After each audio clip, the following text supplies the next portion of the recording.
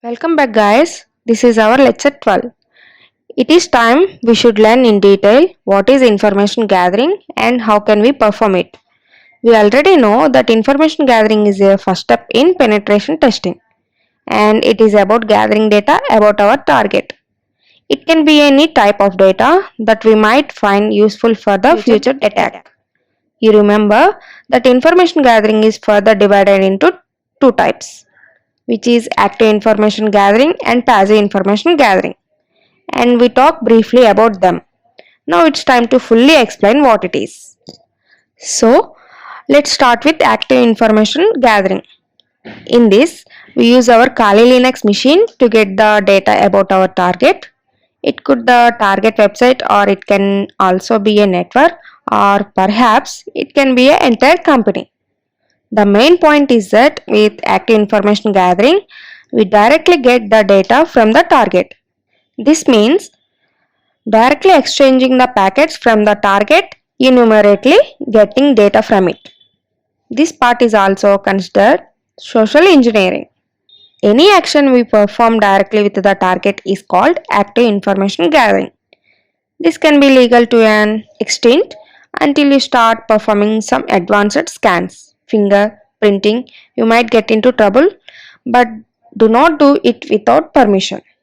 And it is important to mention that active information gathering allows us to provide us with much more than that of passive information gathering, since we are directly interacting with the target. On the other hand, we got passive information gathering. Similarly, we got our Kali Linux system and our target, but we call it as middle source. It can be a search engine, website, or a person. But matter says that the information we get is going through the middle source. For example, we want to find some information about the target, we Google it, we know the information about it.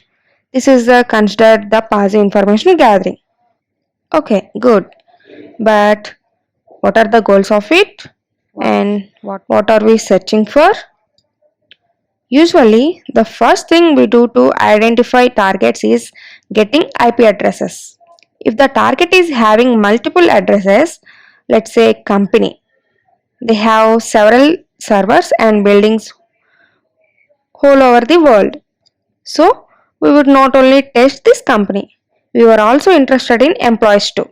For example, we want to gather their emails, which could be useful for future attack on their company, and also possible gather their phone number, which also helps in the future attack. But most important thing and useful thing for us is what technologies that a target has. If it was a company, we should know what networks they have, how many software running on the machines, what operating systems they have. If it was a website, we also want to know how the website is built and which programming languages it has. Does it has JavaScript, PHP for example? Just one software on one machine has an vulnerability.